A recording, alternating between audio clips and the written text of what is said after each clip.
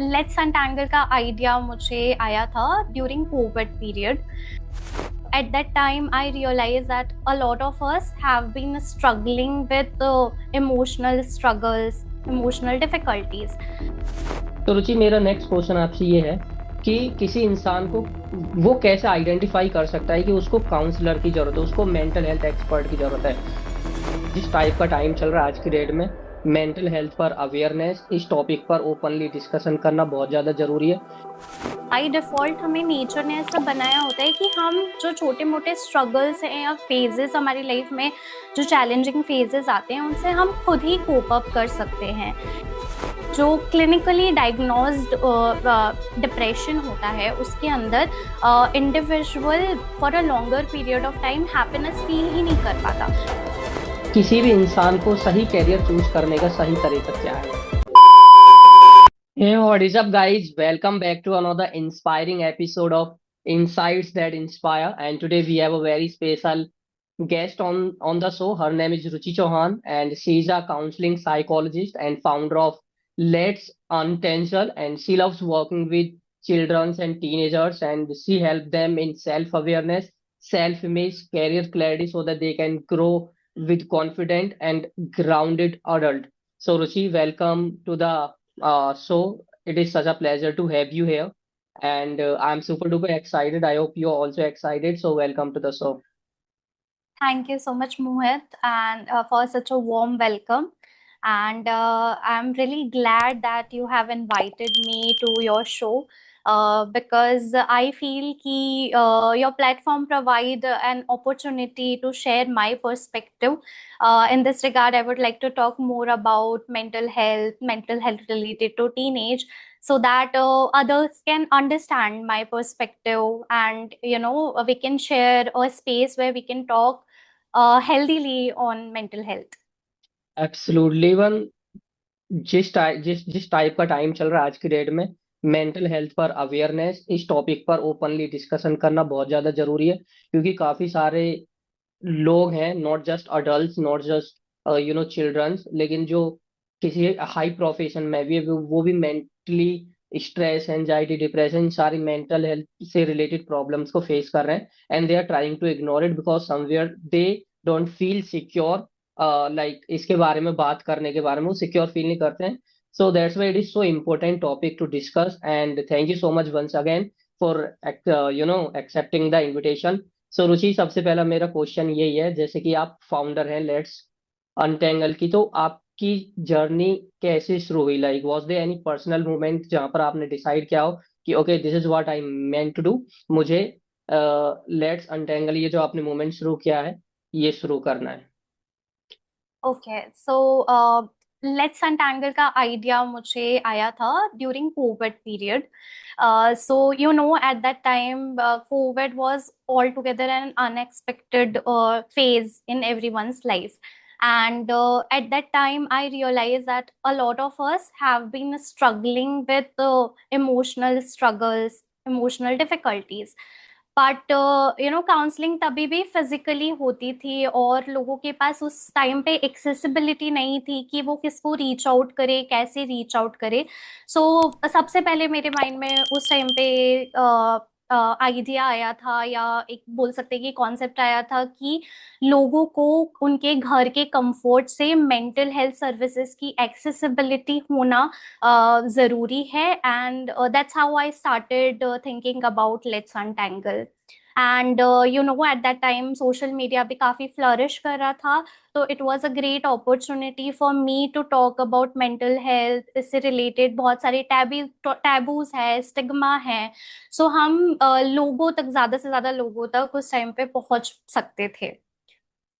Okay, उस time पर जरूरत भी बहुत ज्यादा थी इस पर्टिकुलर मोमेंट, क्योंकि उससे पहले तो क्या था, लोग ज्यादातर ऑफलाइन चीजों को प्रिफेयर करते थे, चाहे वो काउंसलिंग हो गई, चाहे वो कंसल्टेशन हो गई, लेकिन जैसे ही कोविड पीरियड आया, एंड ये भी नहीं था कि एक दो महीने के लिए आया था, पूरा 2 साल तक कोविड पीरियड रहा था, तो उस टाइम पर लोगों को समझ में आ गया था कि कहीं ना कहीं अब हमें ऑनलाइन ही, मतलब अपना मीडियम चेंज करना पड़ेगा, नई टेक्नोलॉजी को अडॉप्ट करना है. एंड जो कि कोचिज के लिए भी, जैसे आप कोचिज हैं, एंड जो जिन लोगों की ये प्रॉब्लम है, जिनको काउंसलिंग की जरूरत है, उनके लिए भी एक विन विन सिचुएशन है. तो रुचि, मेरा नेक्स्ट क्वेश्चन आपसे ये है कि किसी इंसान को वो कैसे आइडेंटिफाई कर सकता है कि उसको काउंसलर की जरूरत है, उसको मेंटल हेल्थ एक्सपर्ट की जरूरत है। मतलब क्या ऐसे सिग्नल्स है, साइंस है जो उसको अपने बॉडी में, माइंड में, इमोशनली देखनी चाहिए, जिससे कि वो डिसाइड कर पाए वेदर ही नीड समवन एल्स हेल्प और not. Definitely, Mohit, it's an important question and one should understand this. See, हम by default हमें नेचर ने ऐसा बनाया होता है कि हम जो छोटे मोटे स्ट्रगल्स हैं या फेजेस हमारी लाइफ में, जो चैलेंजिंग फेजेस आते हैं, उनसे हम खुद ही कोप अप कर सकते हैं। लेकिन जब आपको ऐसा लगता है कि आपकी खुद से ट्राई करने के बाद में, आपने फ्रेंड्स से डिस्कस या फैमिली से डिस्कशंस के बाद में भी अगर कहीं पर इमोशनली या कोई प्रॉब्लम आपको कंटिन्यूअसली परेशान कर रही है, या आप हमारे एक इमोशन का रेंज होता है, लाइक हैप्पीनेस होता है, सैडनेस होता है, अगर उस रेंज ऑफ इमोशंस को हम प्रॉपरली फील नहीं कर पा रहे for a very long period of time, then these are the science that suggest कि हमको एक मेंटल हेल्थ प्रोफेशनल की जरूरत है। ओके, जैसे आपने अभी यहाँ पर बताया रेंज रेंज ऑफ इमोशंस को हम फील नहीं कर पा रहे हैं, so can you please explain this particular point in depth, क्योंकि मुझे भी थोड़ा कम समझ में आया ये पॉइंट, लाइक इसका एग्जैक्ट मीनिंग क्या है। ओके, सो हम सब लोग अलग अलग इमोशंस फील करते हैं, राइट? एंड हम हैप्पीनेस फील करते हैं, देर आर टाइम्स जब हम गुस्सा होते हैं, देर आर टाइम्स जब हम सैड होते हैं, राइट? बट समटाइम्स जब हम बहुत ज़्यादा बोल सकते हैं कि हम हमारे इमोशंस पे ध्यान नहीं देते हैं, चीज़ों से बहुत ज़्यादा अफेक्टेड होते हैं, या लेट्स से अगर हम डिप्रेस्ड हैं, तो हम वो इमोशंस को उस तरीके से फील नहीं कर पाते। जो क्लिनिकली डायग्नोज्ड डिप्रेशन होता है, उसके अंदर individual for a longer period of time happiness feel ही नहीं कर पाता। जो चीजें वो पहले एंजॉय करता था या जिन चीजों में हमें इंटरेस्ट आता था, वो चीज हम फील करना बंद कर देते हैं। जैसे छोटी छोटी चीजें होती है, लेट्स से अगर मुझे पेट्स के साथ खेलना पसंद है, मैं उसको एंजॉय करती हूँ, that gives me happiness. But if I am depressed, it might be possible कि मुझे वो चीज करने का मन ही नहीं करेगा। हम इमोशंस को उतने अच्छे से एक्सपीरियंस नहीं कर पाते हैं। तो that's what I meant when I said कि range of okay, okay, emotions. Got it, got it. अभी यहाँ पर एक क्वेश्चन ये भी आता है ना कि काफी सारे लोग ने इसको मैच्योरिटी से कनेक्ट करते हैं, मतलब कि जैसे हम छोटे होते हैं, छोटे जब हमारी उम्र कम है, तो ज्यादातर सभी लोग सारे फेस्टिवल सेलिब्रेट करते हैं, होली दिवाली हो गई। लेकिन जैसे जैसे बड़े होते चले जाते हैं, उनको लगता है कि अब हम बड़े हो रहे हैं, तो अब हमको मैच्योरिटी लानी चाहिए, मतलब कि इन सारे मोमेंट्स को सेलिब्रेट करने का कोई फायदा भी नहीं है। जैसे काफी सारे मेरे दोस्त हैं, personally I celebrate all these moment, Holi हो गया, दिवाली हो गया, पर काफी सारे मेरे दोस्त हैं जो मेरे से जो कनेक्टेड थे पहले, वो लाइक काफी अच्छे से सेलिब्रेट करते थे होली दिवाली या फिर और जितने भी फेस्टिवल्स हैं, लेकिन अब उन्होंने बिल्कुल ही बंद किया है। So does it happening because वो अपने इमोशंस पर कंट्रोल नहीं कर पा रहे, like is there any emotional problem with them, mental problem with them? तो आई थिंक कि मतलब जो आप मुझे बता रहे हैं, to diagnose somebody with they have a mental disorder or something, उसका प्रॉपर प्रोसीजर होता है। मतलब like just on the basis of आप मुझे बता रहे हैं, मैं नहीं कह सकती हूँ, मतलब okay, that will go completely against the work ethics। But it can be a thing कि हो सकता है कि लाइफ हैपेंस, जब हम बच्चे होते हैं, जब हम छोटे होते हैं, तो वो हमें हर चीज की एक्साइटमेंट होती है। हमें बहुत ज्यादा ऐसा लगता है कि ओके, ये फेस्टिवल है, उसके लिए हमें ये तैयारी करनी है। Over the period of time जैसे जैसे हम बड़े होते हैं, तो हम बहुत सारी रिस्पॉन्सिबिलिटीज से घिर जाते हैं, और शायद वो चीज हमारे माइंड में इतनी ऑक्यूपाइड कर चुकी होती है हमें कंप्लीटली, कि हम छोटी छोटी चीजों में खुशियां ढूंढना भूल जाते हैं। आई जनरली से दिस अ लॉट दैट हमें जैसे हमारे बचपन में हम जैसे हुआ करते थे, हमें वो बच्चे को हमेशा जिंदा रखना चाहिए हमारे अंदर। इवन इफ हमारी लाइफ में बहुत सारी रिस्पॉन्सिबिलिटीज भी है, तो हमें ट्राई करना चाहिए कि जहां से, जिस जगह से हम वो छोटी छोटी खुशियों को अगर हम ले पाए, तो हम बहुत सारे स्ट्रेस से तो वैसे ही दूर हो जाएंगे। And you can understand this very well कि इवन इफ अगर हमें बहुत सारे स्ट्रगल है, लेट्स से हमें फाइनेंशियल इश्यूज हैं या हमें करियर में और आगे बढ़ना है या हमारी पर्सनल लाइफ में कुछ इश्यूज चल रहे हैं, बट उसको पूरे टाइम अगर हम साथ में कैरी करेंगे तो हम कभी खुश नहीं रह पाएंगे। सो मोमेंट टू मोमेंट हमें चीजों को एंजॉय करना चाहिए। बिल्कुल बिल्कुल। जब मैं आपके बारे में पढ़ रहा था तो मुझे पता चला आप स्पेसिफिकली टीन्स एंड अडल्ट्स को ही हेल्प करते हैं सेल्फ अवेयरनेस क्रिएट करने में, इमोशंस को कंट्रोल कंट्रोल करने में, मेंटल हेल्थ प्रॉब्लम्स को समझने में। Like was there any specific reason आपने इसी एज ग्रुप को हेल्प करने के बारे में सोचा? यस, रीजन इसलिए ये जो एज रेंज है चूज करने का, it lies between somewhere 11-12 years to like 30 years। So अगर आप ये एज देखेंगे ना, स्पेशली जो अडोलेसेंट एज होती है या जो टीनेजर्स होते हैं, ये एक बहुत बड़ा ट्रांजिशनल फेज होता है हमारी लाइफ में। ठीक है, हम इमोशनली या फिजिकली भी ग्रो कर रहे होते हैं। प्लस ये वो वाला फेज होता है जब करियर रिलेटेड मेजर डिसीजंस भी हमको लेने होते हैं, जैसे कि 10th के बाद हमें सब्जेक्ट चूज करना होता है। उसके बाद जब हम कॉलेज लाइफ में जाते हैं तो एक बहुत बड़ा ट्रांजिशन होता है from school life to college life. और इसी फेज में हमें हमारी आइडेंटिटी बिल्ड करनी होती है, रिलेशनशिप बिल्ड करने होते हैं। तो ये एक बहुत इंपॉर्टेंट फेज होता है। But as I told you कि इतने सारे चेंजेस होते हैं, इतने सारे ट्रांजिशंस होते हैं, और प्रॉपर गाइडेंस कहीं नहीं मिलता इस एज में। सो ये एज बहुत क्रूशल हो जाता है।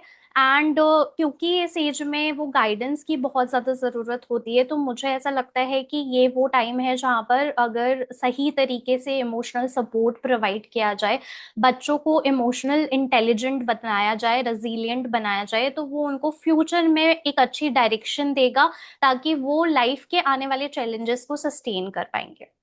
Okay great. आप एडल्ट्स को एंड टीन्स को हेल्प करते हैं सेल्फ इमेज के बारे में अवेयरनेस उनको हो। तो मतलब ये सेल्फ इमेज का एग्जैक्टली कॉन्सेप्ट क्या है, मतलब इसका ट्रू मीनिंग क्या है सेल्फ इमेज का?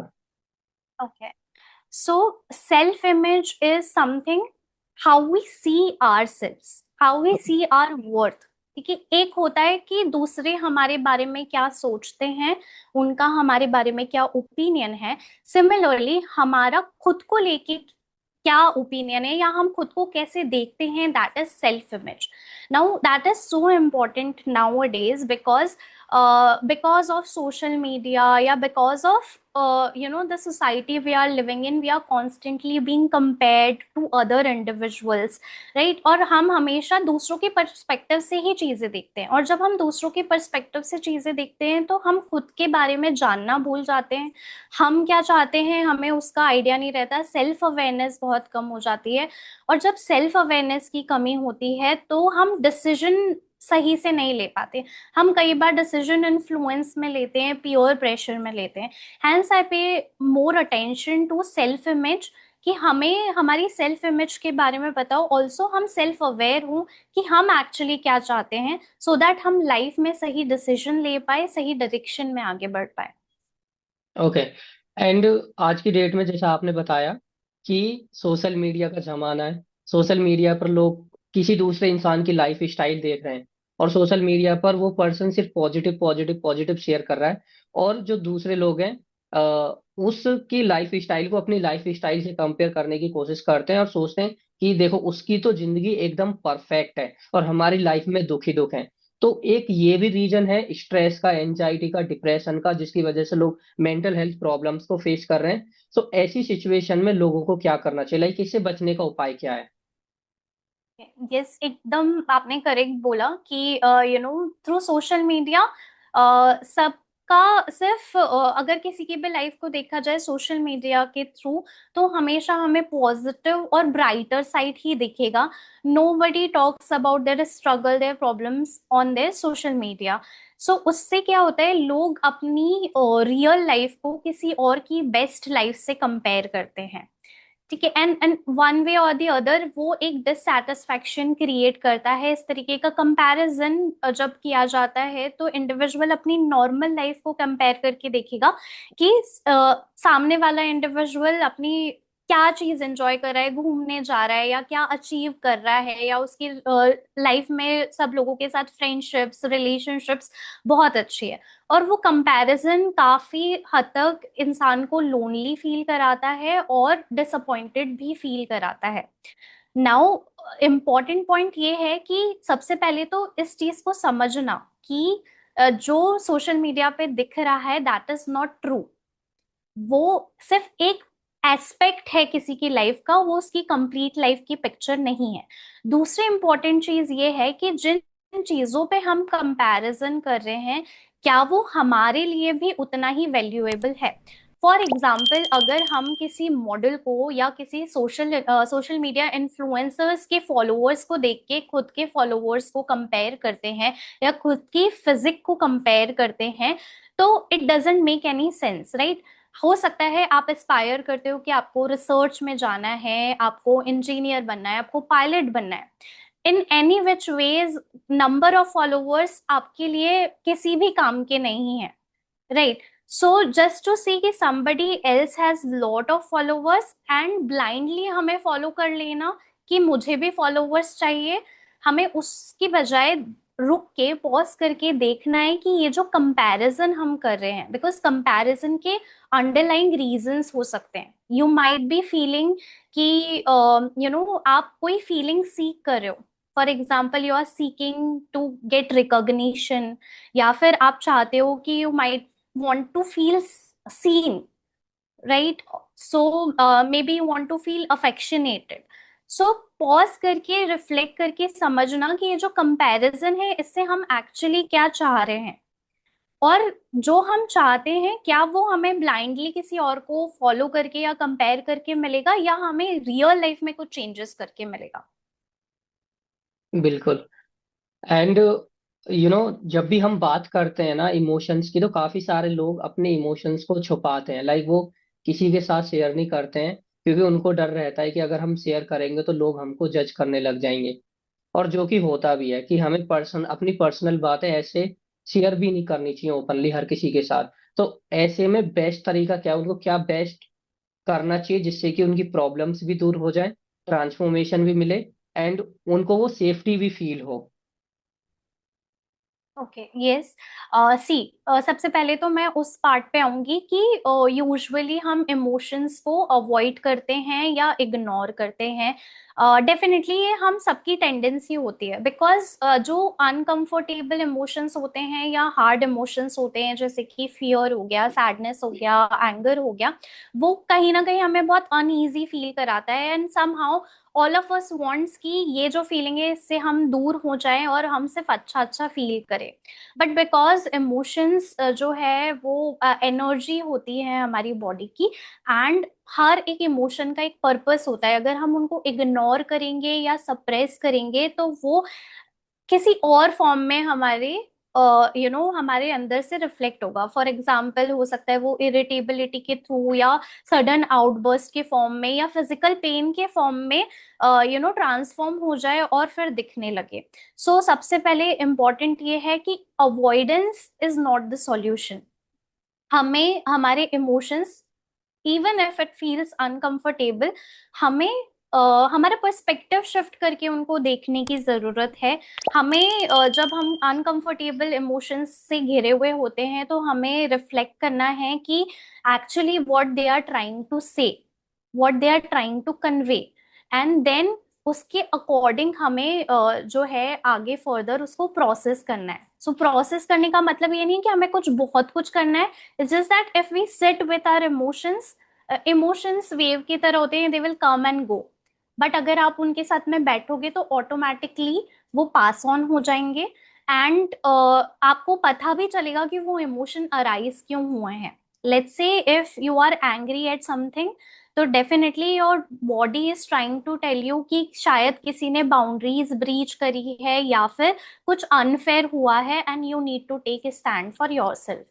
सो मेरा मानना है कि हमें हमारे इमोशंस को इग्नोर नहीं करना चाहिए, जबकि हमारा पर्सपेक्टिव शिफ्ट करके क्यूरोसिटी के साथ में उनको देखना चाहिए।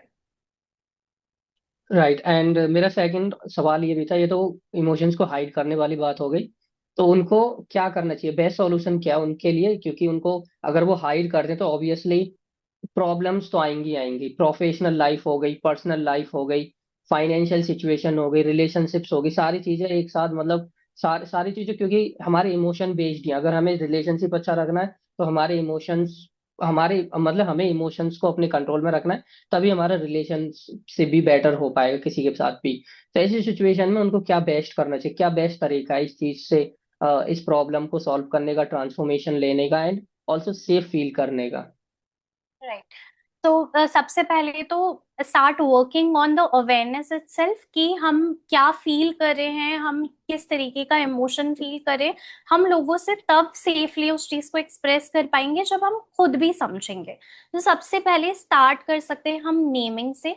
जस्ट फॉर एन इंस्टेंस मोहित, अगर मैं आपसे ही पूछूं कि मोहित लास्ट टाइम कब आपने मतलब स्पेसिफिकली बताया हो कि how you are feeling.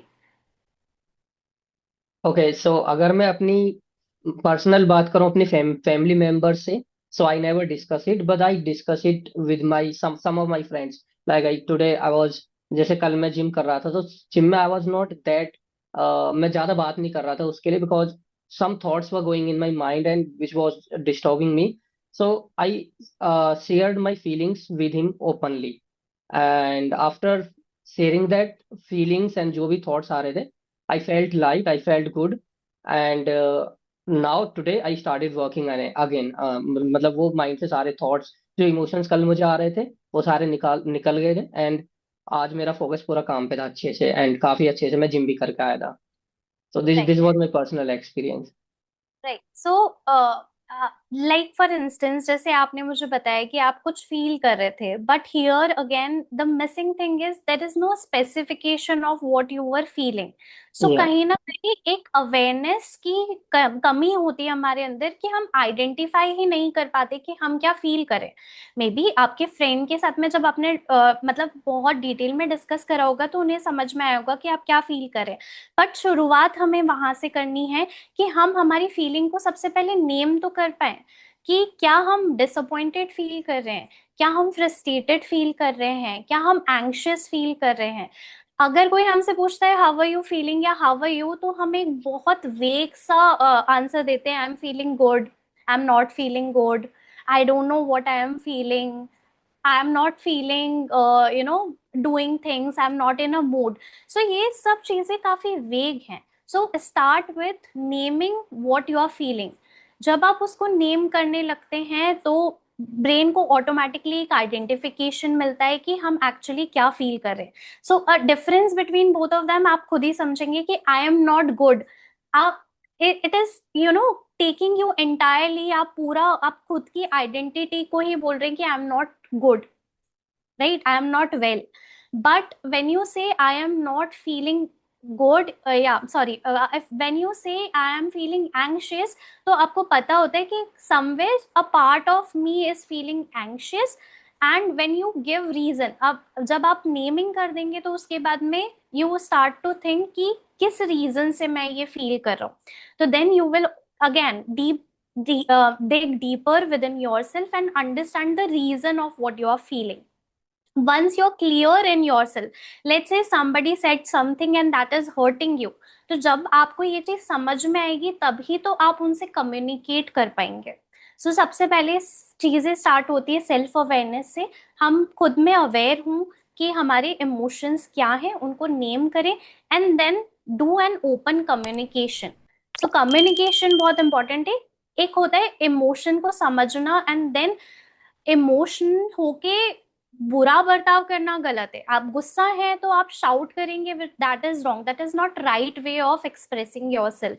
Understand कि क्या चीज आपको सही नहीं लगी, और एक बैलेंस्ड माइंडसेट के साथ में आप उन मैसेज को कन्वे करिए, आप सामने वाले इंसान को कन्वे करिए कि आप क्या फील कर रहे हैं। आप जैसे आपने बोला कि जरूरी नहीं होता, समटाइम्स हम हमारे पर्सनल चीजें किन्हीं के साथ में शेयर करते हैं, और कई बार वो सेफ नहीं होता है। तो इन दैट वे, अगर आपके पास में ऐसे लोग नहीं हैं जिन पे आप बहुत ज्यादा ट्रस्ट कर सकते हो, तो आप जर्नलिंग कर सकते हैं। आप एक नोटबुक लीजिए और उसमें आप जो भी फील करते हैं आप उनको नोट डाउन करिए। That is one of a very good way, जिससे आप जो फील कर रहे हो वो हम एक्सप्रेस आउट भी कर सकते हैं और वो सेव भी रहता है। Where there is no danger of कि हम अगर कोई सेंसिटिव इंफॉर्मेशन किसी के साथ शेयर कर दे और उसका किसी भी तरीके से मिसयूज हो, या आप वल्नरेबल फील करते हो, तो आप जर्नलिंग के थ्रू अपने आप को एक्सप्रेस कर सकते हैं। एंड थर्ड इम्पॉर्टेंट चीज है कि डेफिनेटली अगर कहीं पर आप स्टक फील कर रहे हैं, आपको नहीं पता है कि किस तरीके से इमोशन को एक्सप्रेस किया जाता है, तो यू कैन सीक काउंसलिंग। बिल्कुल, काउंसलिंग कहीं ना कहीं मेरे हिसाब से बहुत ज्यादा जरूरी भी हो जाती है, क्योंकि जो हम अगर हमने मान के चलो हमने फिगर आउट भी कर लिया कि ये इमोशंस, ये फीलिंग मुझे आ रही है, ये इमोशंस आ रहे हैं, तो उसके आगे क्या? क्योंकि सॉल्यूशन तो हम खुद फाइंड आउट नहीं कर सकते। अगर खुद फाइंड आउट करने की भी कोशिश करेंगे तो somewhere we will end up again getting frustrated, क्योंकि कोई कुछ बता रहा है, कोई कुछ बता रहा है, कोई कुछ बता रहा है, क्योंकि 100 मुंह 100 बातें, तो पता ही नहीं चलेगा क्या करना है क्या नहीं करना है। सो इट्स ऑलवेज बेटर कि एक स्पेशलिस्ट से जाओ, कंसल्ट करो, बात करो, समझने की कोशिश करो, क्योंकि कभी कभी ये भी होता है कि जो हम इमोशंस फील करें उसका रीजन कुछ और ही है। क्योंकि कभी कभी जो हम emotions like like stress, anxiety, depression, इसके इसके रीजन पास्ट ट्रॉमा भी हो सकता है। क्या क्या पता उस बच्चे की लाइफ में पहले कुछ ऐसा हुआ हो जिसको कि वो अपनी फीलिंग्स को दबा के ही बैठा है, और वो फीलिंग उसके अंदर बार बार उठ रही है और परेशान कर रही है। तो मेरे हिसाब से तो सेल्फ अवेयरनेस के बाद सेकंड स्टेप होना चाहिए, जो कि 100% उनको फॉलो करना चाहिए, that talk to an expert, isn't it?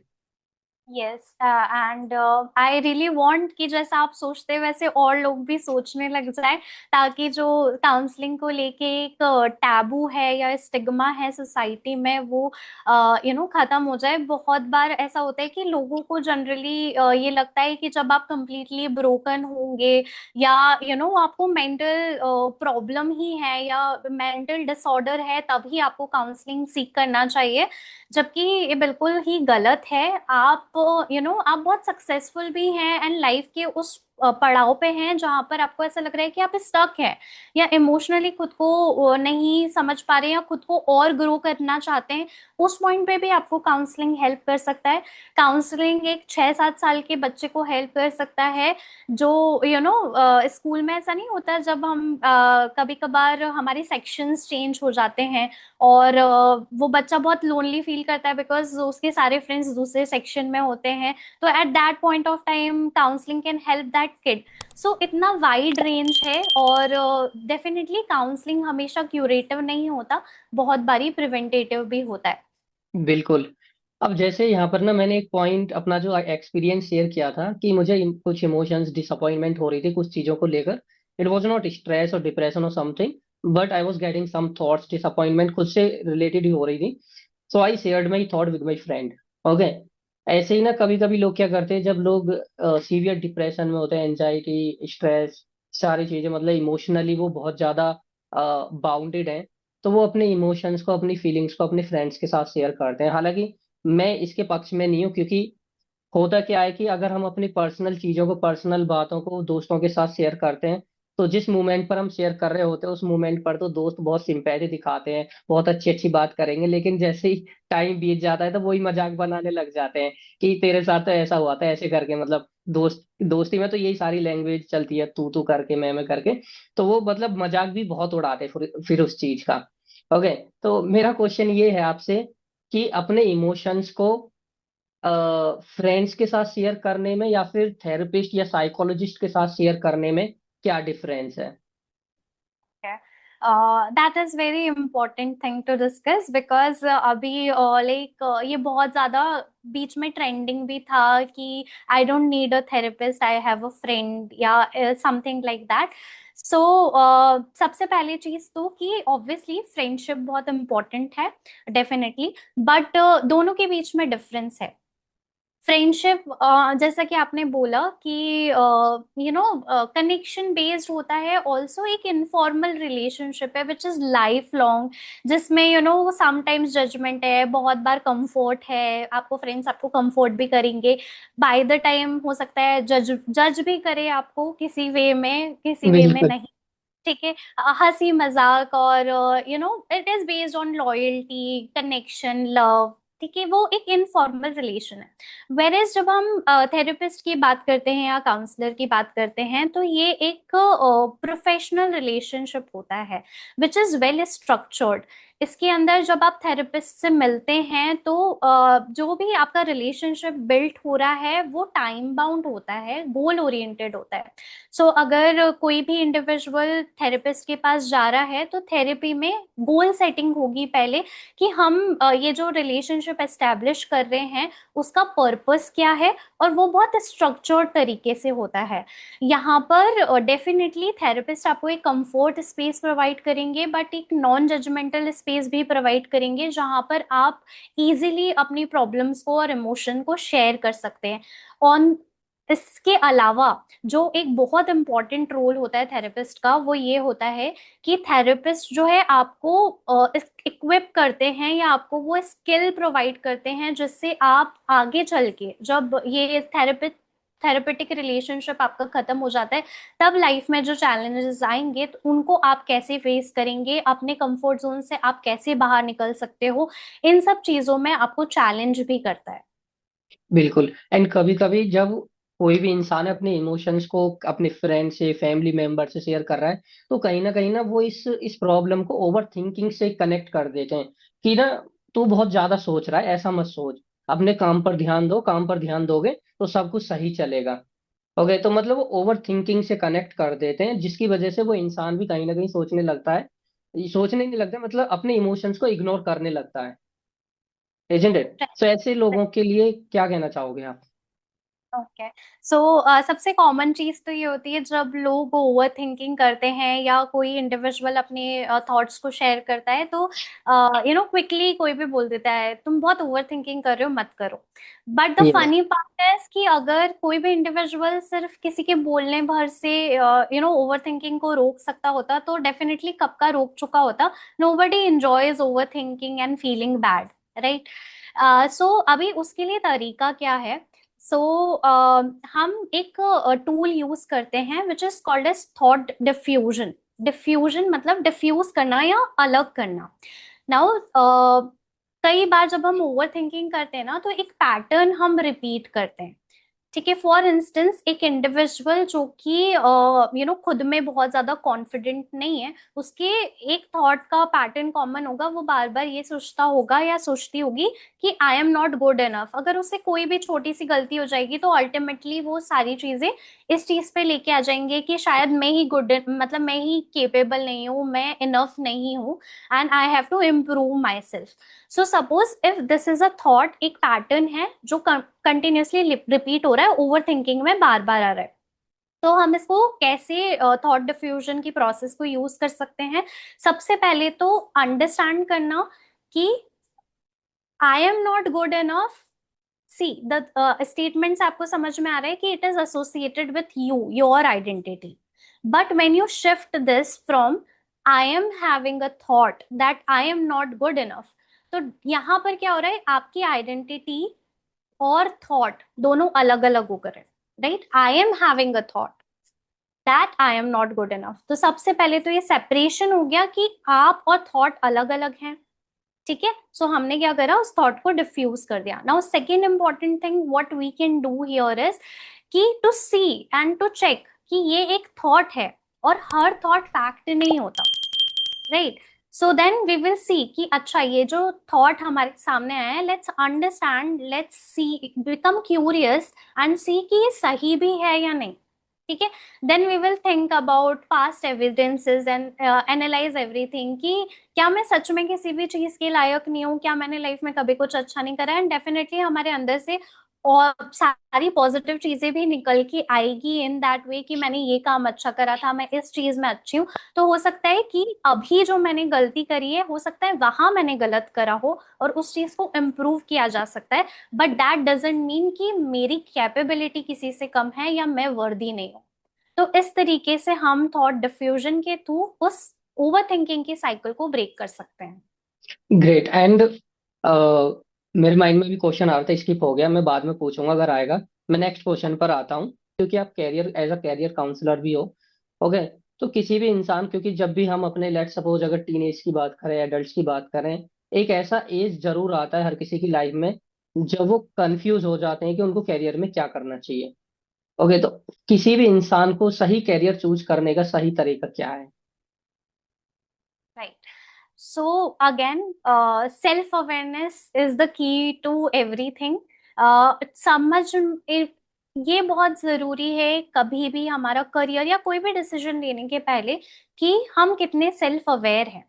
अगर हम इंडिया की बात करते हैं एंड मेजोरिटी ऑफ, अगर हम छोटी सिटीज या टाउन की बात करते हैं, तो आज भी जो करियर का डिसीजन है जो 10th के बाद लिया जाता है वो ऐसे लिया जाता है कि कुछ नॉर्म सेट है। अगर आप बहुत इंटेलिजेंट हो तो आप साइंस ले लोगे, आप डॉक्टर या इंजीनियर बनोगे। या फिर अगर आप एवरेज पढ़ने वाले हो तो यू विल टेक कॉमर्स, और अगर आप बहुत अच्छा नहीं पढ़ते हो तो you will take humanities, arts. ये बाइफर्केशन है। बहुत सारे लोगों को भले ही उनको आईएएस ऑफिसर बनना भी होता है तो भी पेरेंट्स फोर्स करेंगे कि आप पहले साइंस लीजिए, एक बैकअप प्लान रखिए एंड फिर करिए। सेकेंड चीज इंपॉर्टेंट ये होती है कि क्योंकि एज आई सेड कि अडोलेसेंट एज होती है, उसमें पियर प्रेशर या सोशल इन्फ्लुएंस बहुत इंपॉर्टेंट रोल प्ले करता है। तो कई बार डिसीजन इस बेसिस पे होते हैं कि हमारे फ्रेंड्स क्या कर रहे हैं, या लोग क्या सोचेंगे, या मुझे क्या बनना चाहिए। We can take an example of myself also. So when I was kid, I wanted to be an IAS officer. Not because I wanted to do it, but because मैंने देखा था, मैंने वो फेम देखा था, मैंने लोगों को बात करते हुए सुना था। मुझे ये लगता था कि अगर मैं ये बन जाऊंगी तो मुझे बहुत रिस्पेक्ट मिलेगी, मेरे पेरेंट्स बहुत प्राउड फील करेंगे। तो मुझे ये मेरा डिसीजन कैसे था, वो सोशली इन्फ्लुएंस था, बट उसको सेल्फ अवेयरनेस से रिलेटेड नहीं था। बट जैसे जैसे मैं कॉलेज में आई और मैंने साइकोलॉजी पढ़ी तो मुझे रियलाइज हुआ कि वो जो काम है वो मेरे लिए अलाइंड नहीं है। ठीक है। So to decide a career it is very important कि हमें हमारे बारे में पता हो, हमारी पर्सनालिटी के बारे में पता हो, हमें हमारी कौन सी ऐसी चीजें जो हमें ड्राइव करती हैं, हमारे इंट्रिंसिकली मोटिवेशनल फैक्टर्स क्या क्या हैं, हमारे वैल्यूज क्या हैं, हम किन चीज में बहुत ज्यादा हम हमारा एप्टीट्यूड किन चीज में बहुत स्ट्रांग है। ये कुछ ऐसे फैक्टर्स हैं जो बहुत इंपॉर्टेंट रोल प्ले करते हैं टू डिसाइड आवर करियर। और बहुत बारी अगर हम ऐसी स्टेट पे हैं जब हम बहुत ज्यादा स्टक हैं और हम डिसाइड नहीं कर सकते कि क्या चूज करना है, तो then comes the role of career counselling. वहां पर completely scientifically on the basis of psychological test आपको बताया जाता है कि कौन से करियर ऑप्शंस आपके लिए सही हैं। और apart from the popular career options, few popular career options, आपको बहुत vast range of career options भी बताए जाते हैं, जहां पर आपकी पर्सनालिटी, इंटरेस्ट और एप्टीट्यूड का अलाइनमेंट तो होता ही है, बट कंपटीशन भी कम होता है और आपके सक्सेसफुल होने के चांसेस ज्यादा होते हैं विथ लेस स्ट्रेस। सो वो भी एक तरीका है जिससे आप करियर क्लैरिटी ला सकते हैं। ओके। जो मेरे माइंड में क्वेश्चन आ रहा था, जो मैं पूछना चाह रहा था, वो ये था कि इमोशंस को जो हम हाइड करते हैं या फिर जो बच्चे हाइड करते हैं, उसकी शुरुआत तो कहीं ना कहीं से होती है। तो उन इमोशंस की हाइड करने की शुरुआत कहाँ से होती है? लाइक कौन कौन से ऐसे मोमेंट्स हैं एक बच्चे की लाइफ में जो उसको मजबूर कर देते हैं उसके इमोशंस को किसी के साथ ना शेयर करने पर? क्योंकि अगर इंसान अपने इमोशंस को इजीली शेयर कर पा रहा है तो मुझे नहीं लगता कि वो बहुत जल्दी मेंटल हेल्थ जैसी प्रॉब्लम्स को फेस करेगा। कहीं ना कहीं इमोशंस ना शेयर करना ही सबसे बड़ा रीजन होता है इन सब प्रॉब्लम्स का। तो उसकी शुरुआत कहाँ से होती है? ओके। सो इट डिपेंड्स कि उस इंडिविजुअल की लाइफ किस किस तरीके की है, उसके एक्सपीरियंसेस किस तरीके के हैं। बट जो सबसे इम्पोर्टेंट फैक्टर ये होता है कि when ever an individual is sharing their emotion, तो उन्हें उससे रिस्पॉन्स किस तरीके से मिलता है। It can start from a very small younger age, जब हम बहुत छोटे बच्चे होते हैं, ठीक है, और हमारे पेरेंट्स या जो केयर गिवर होते हैं वो किस तरीके से हमारे इमोशंस पे रिएक्ट कर रहे हैं, वहां से एक्चुअली हम बोल सकते हैं कि ये एस्टैब्लिश होता है कि वेदर हम कंफर्टेबली हमारे इमोशंस को एक्सप्रेस कर पाएंगे या नहीं। फॉर इंस्टेंस, अगर हम बात करें जनरली कि अगर कोई बच्चा है और वो रो रहा है, ठीक है, तो कई बार ऐसा होता है कि पेरेंट्स को खुद नहीं पता होता है, या जो भी जो रोते हुए बच्चे को देख रहा है, जो भी इंडिविजुअल है, नॉट जस्ट पेरेंट, कोई भी केयर गिवर है, अगर वो देख रहा है और उसे नहीं पता कि रोते हुए बच्चे को कैसे हैंडल करना है, तो उसके लिए इजीएस्ट वे क्या होगा? डोंट क्राई, डोंट क्राई, मत रो, ठीक है, वो देखो, स्माइल करने लगो, तो वो डिस्ट्रैक्शन वहां से आता है। बच्चा जो अभी सिर्फ दुनिया में आया है, उसके लिए सब कुछ ब्लैंक है, वो सिर्फ सीख रहा है।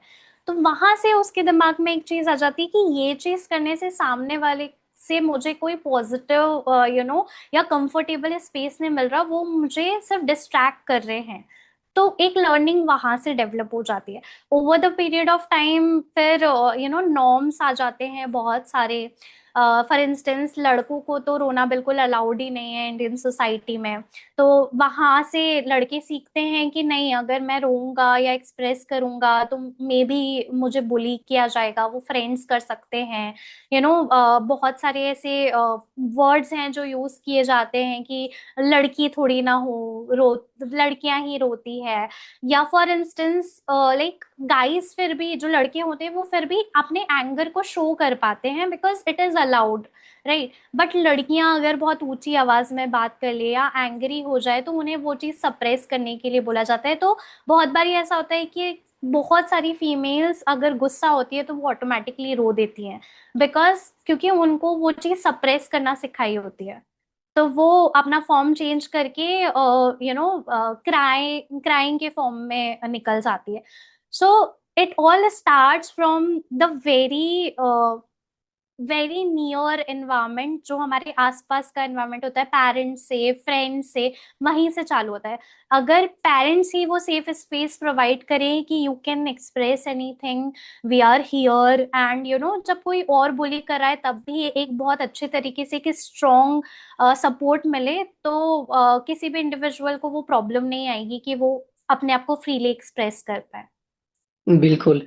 एंड अगर हम स्कूल्स की बात करें, सो हमारे स्पेशली इंडियन एजुकेशन सिस्टम में और या फिर बाहर का जो एजुकेशन सिस्टम है वहां पर इमोशनल लर्निंग्स को बिल्कुल ही अवॉइड कर रखा है। कोई बात ही नहीं करता इमोशंस के बारे में। Everybody is like grades grades grades, marks लाओ, इतनी परसेंटेज उतनी परसेंटेज लाओ। तो स्कूल्स को इस एजुकेशन को भी सिस्टम का पार्ट बनाना कितना इम्पोर्टेंट और क्यों बनाना चाहिए? बहुत इम्पोर्टेंट है, एंड आई थिंक कि डेफिनेटली, लाइक अभी तो इट हैज बिकम इम्पोर्टेंट, या अभी कंपलसरी हो गया है कि स्कूल में काउंसलर्स होने चाहिए। मैंने भी एज अ काउंसलर स्कूल में 2 साल काम किया है। तो मुझे मतलब जो मेरा एक्सपीरियंस रहा है स्कूल के एनवायरनमेंट में, और जो एज, एज आई सेड, कि जो सेंसिटिव एज में बच्चे होते हैं वहीं पर आइडेंटिटी फॉर्मेशन होता है, इमोशनल अंडरस्टैंडिंग होना बहुत ज्यादा जरूरी है, बहुत बड़े बड़े डिसीजंस लेने होते हैं हमें हमारी लाइफ के। और एज यू ऑल्सो सेड कि हर डिसीजन में हमारी इमोशंस का बहुत इंपॉर्टेंट रोल होता है। तो और स्कूल के करिकुलम में कहीं पर भी इमोशंस की बात ही नहीं होती है, समझाया ही नहीं जाता, सिखाया ही नहीं जाता।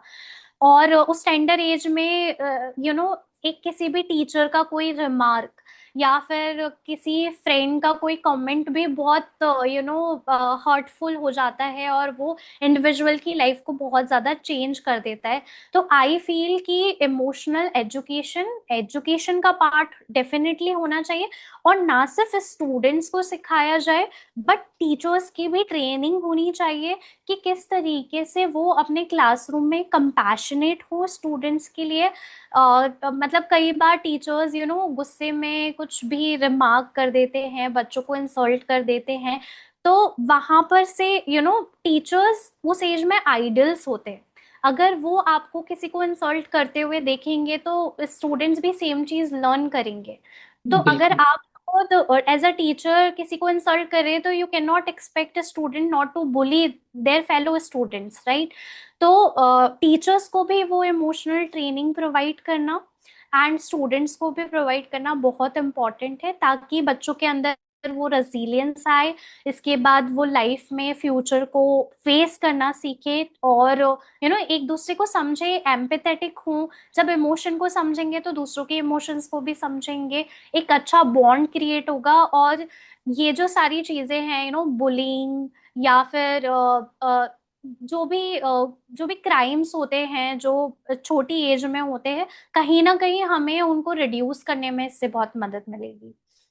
बिल्कुल। हकीकत तो यही है कि टीचर्स को भी खुद इमोशनल एजुकेशन का कोई नॉलेज नहीं, मतलब उनको खुद नहीं है, इसलिए वो उसको इम्पोर्टेंस भी नहीं देते। क्योंकि आज की डेट में हालांकि टीचर्स को बहुत ज्यादा अवेयरनेस है इस बारे में, इसलिए अभी बहुत ज्यादा इतनी अवेयरनेस है कि टीचर्स अवॉइड करते हैं किसी भी बच्चे पर भद्दी भद्दी टिप्पणी करना। मतलब वो कुछ ज्यादा बोलते नहीं आज की डेट में, ना मारते हैं पीटते, क्योंकि कहीं ना कहीं इन सब का भी इफेक्ट पड़ता है। पहले तो क्या होता था कि कोई भी टीचर है बच्चे को कुछ भी बोल देता था, मतलब कुछ भी, लाइक A to Z, कि किसी बच्चे को बोल दिया तो पागल है। ओके, कहीं ना कहीं ये सारी चीजें हम जब बार बार कॉन्टिन्यूअसली सुनते हैं तो हम कहीं ना कहीं इसको मान लेते हैं कि मैं ऐसा ही हूँ। उससे अपनी खुद की सेल्फ वर्थ भी एंड सेल्फ कॉन्फिडेंस भी बहुत ज्यादा लो होता है। और आज की डेट में देखा तो ये भी जा रहा है कि अ, बच्चों के अंदर उनका खुद का सेल्फ कॉन्फिडेंस, सेल्फ वर्थ बहुत ज्यादा फ्रजाइल है। किसी ने अगर बोल दिया कि like you are looking pretty, तो वो सातवें आसमान पर, और उसके तुरंत बाद किसी ने बोल दिया no you are not that much, तो वो बिल्कुल ही नीचे चलेगा, उनका कॉन्फिडेंस बिल्कुल ही गायब हो जाएगा। And that's why it is so important कि हमको समझना है हमारी सेल्फ वर्थ क्या है, हम अपने बारे में कितने अच्छे से जानते हैं, हमारी वर्थ क्या है। So so far you have shared a lot of knowledge, a lot of insights. जो लोग इस पॉडकास्ट को देखने वाले हैं उनको काफी सारे ऑब्वियसली इंसाइट्स मिलेंगी, लर्निंग मिलेगी। एंड मेरा एक और लास्ट क्वेश्चन है आपसे, कि जब बच्चे कैरियर को चूज करते हैं तो कहीं ना कहीं पेरेंट्स का भी प्रेशर रहता है, कि कभी कभी बच्चे का अपना ही पैशन रहता है कि मुझे ये करना है, ये नहीं करना है। ओके, तो उस चीज को कैसे बैलेंस किया जाए जहां पर पेरेंट्स भी हर्ट ना हो, बच्चा खुद ऐसा ना लगे पेरेंट्स को कि बिल्कुल ही अपनी मनमानी कर रहा है। Okay. That's a very complex question actually, because मुझे पर्सनली ऐसा लगता है कि because it's a career of that child, okay. Right? तो ये बहुत इम्पोर्टेंट है कि बच्चा क्या चाह रहा है, वो सबसे इम्पोर्टेंट होना चाहिए। बट डेफिनेटली पेरेंट्स का गाइडेंस वहाँ पर इम्पोर्टेंट है, क्योंकि उस एज में बच्चे उतने मेच्योर नहीं होते हैं। तो वहाँ पर एक बहुत इम्पोर्टेंट रोल आता है to guide them. But again, guide करना इम्पोर्टेंट है, बट वो चीज़ गलत है कि पेरेंट अपने ड्रीम्स, अपने अनफुलफिल्ड विशेस अपने बच्चों से पूरे करने के लिए उन्हें फोर्स करे। वहां पर एक उस उन चीज का डिस्टिंग्विश होना बहुत इम्पोर्टेंट है, कि वो आइडेंटिफाई कर पाए कि हम बच्चों को गाइड कर रहे हैं एक्चुअली, या फिर हम हमारे ड्रीम्स उन पे फोर्स कर रहे हैं। सो हियर आई फील कि स्टूडेंट्स का या बच्चों का जो से है इन देयर करियर डिसीजन ज्यादा होना चाहिए। पेरेंट का रोल वहां पर होना चाहिए, या टीचर्स का रोल वहां पर इम्पोर्टेंट होता है, जब वो उनको एक तरीके से अवेयर करवा पाए कि उनके पास क्या क्या करियर ऑप्शंस है, किस तरीके की चैलेंजेस वो आगे जाके फेस कर सकते हैं। उनको एक सेल्फ अवेयरनेस क्रिएट करने में एक अच्छा स्पेस प्रोवाइड करे, ताकि बच्चा खुद ही एक्सप्लोर करके फिगर आउट कर पाए कि उन्हें क्या करना है। I think that's how I feel कि ऐसा होना चाहिए। So there is no middle way, I feel कि जिसका करियर है डिसीजन उसका होना चाहिए, एंड पेरेंट्स को सपोर्ट करना चाहिए।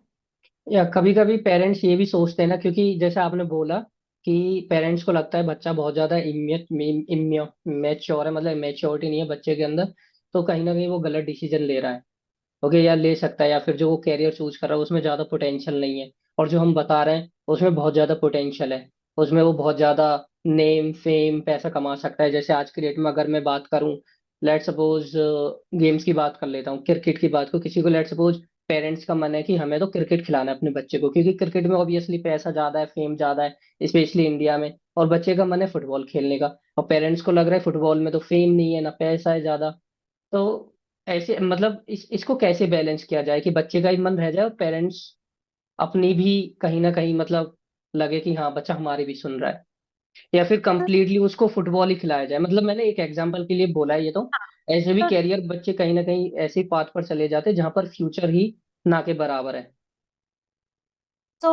इसके लिए सबसे पहली चीज तो ये है कि इट इज सो इम्पोर्टेंट, आप एक बार समझा सकते हो जो आपके ओपिनियन है या आपका जो मानना है वो आप एडवाइस कर सकते हो, but at the same time I think कि बच्चों को ओपन छोड़ना चाहिए so that they can make mistakes. So अगर वो डिसीजन गलत भी होता है उनके पॉइंट ऑफ व्यू से, तो they will own and they will be take the responsibility and they will learn to take the responsibility।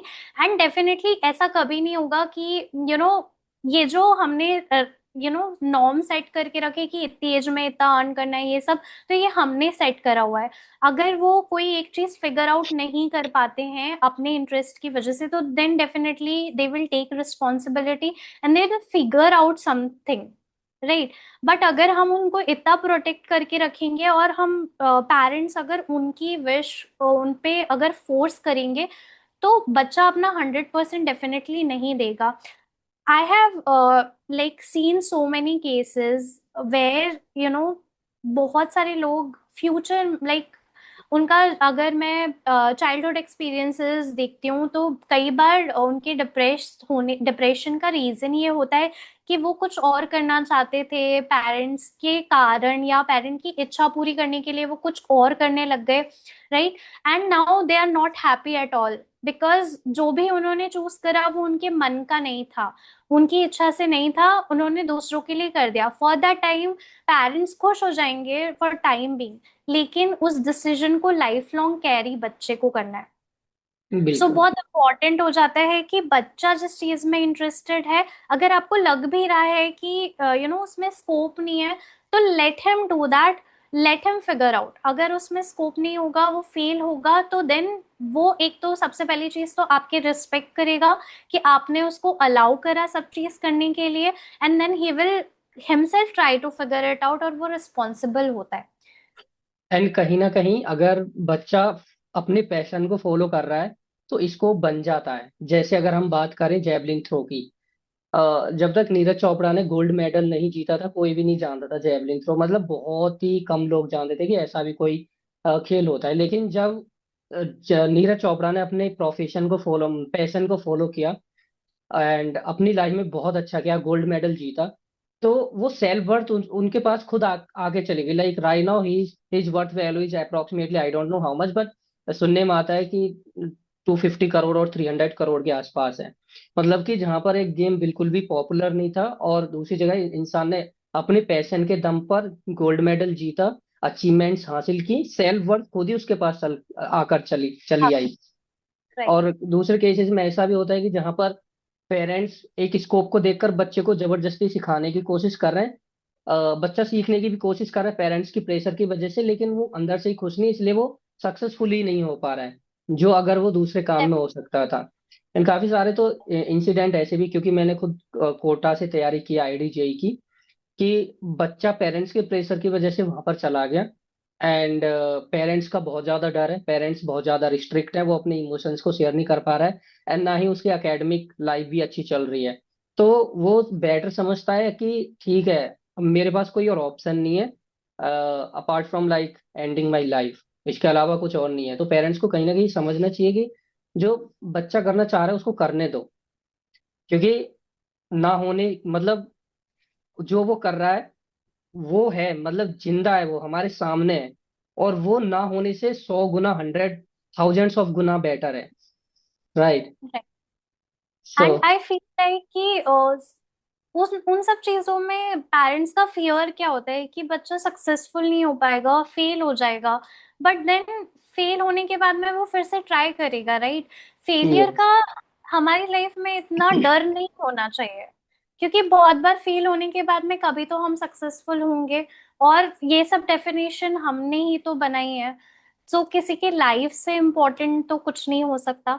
तो आई थिंक कि पेरेंट्स को ये वाली चीज को समझना चाहिए, एंड वो एक प्रेशर जो होता है उससे बच्चों को दूर रखना चाहिए। 100%. So Ruchi, we are at the end of this podcast. I have two more questions left. क्योंकि काफी सारे लोगों की आपने हेल्प किया, गाइड किया है, तो कोई दिल से ऐसा मैसेज जो आपको बहुत अच्छा लगता हो, जिसको आप शेयर करना चाहते हो इस पॉडकास्ट में, लाइक जो आपके दिल के बहुत करीब हो, कोई ऐसा मैसेज? Yes, okay. हाँ, so I would like to share, like most of the time ऐसा होता है कि जब काउंसलिंग में सेशन में लोग आते हैं, तो या इन जनरल भी लोग बात करते हैं, तो उन्हें ऐसा लगता है कि अगर वो हीलिंग कर रहे हैं या वो हील होंगे, राइट, तो कुछ ट्रांसफॉर्मेशन हो जाएगा या वो एक नए इंडिविजुअल हो जाएंगे, राइट। बट मैं ऐसा समझती हूँ कि हीलिंग का मतलब ये नहीं होता है कि आप ट्रांसफॉर्म हो जाए या एक कोई और इंडिविजुअल ही बन जाए। जबकि हीलिंग का मतलब ये होता है कि आप जो ऑलरेडी हैं, आपके जो फ्लॉज हैं, आप उसको कंपैशनेटली एक्सेप्ट करें, तो वो एक्चुअल हीलिंग होती है। सो एक मिसकंसेप्शन है कहीं ना कहीं, और मैं चाहती हूँ कि लोग उसको समझें कि हीलिंग का मतलब ये ट्रांसफॉर्मेशन नहीं है। हीलिंग का मतलब है कि आप खुद को एक्सेप्ट करें द वे यू आर। जब आप कंपैशनेटली खुद को एक्सेप्ट करने लगते हैं, अपने फ्लॉज को समझने लगते हैं, तो आपकी लाइफ ऑटोमेटिकली ब्यूटीफुल हो जाती है और आप हील होने लगते हैं। Absolutely great message. एंड मेरा लास्ट क्वेश्चन आपसे ये है, बहुत सिंपल सा क्वेश्चन है, कि अगर कोई इस पॉडकास्ट को यहाँ तक सुन रहा है एंड अपने कैरियर में या फिर इमोशनली बहुत ज्यादा स्टक फील कर रहा है, कैरियर में स्टक फील कर रहा है, मेंटली चैलेंज्ड फील कर रहा है, इमोशनल बर्नआउट हो रहा है, स्ट्रेस है, एंजाइटी, डिप्रेशन है, and they really want to get out of it, like they want to get the transformation, they want to heal themselves. I know definitely you can help them because you are best at what you do. So how they can contact you? So it's very simple. कुछ नहीं करना है, बस आपको मेरे Instagram profile पे जाना है, which is let's untangle. And वहां जाके आप मुझे सिंपली डीएम कर देंगे कि hi and you want to take sessions या बुक सेशंस। तो आगे की फर्दर जो भी प्रोसेस है मैं आपको खुद ही चैट के थ्रू बता दूंगी। So it is that simple कि आपको बस मेरे इंस्टाग्राम हैंडल पे जाना है और मुझे डीएम करना है। Okay, and guys, if you're watching it till here, I will absolutely put the link of Ruchi Instagram account link in the description of this video, so you can just check it out. You can contact her from there. Ruchi, you have shared a lot of insights, a lot of your wisdom. Thank you so much for your time.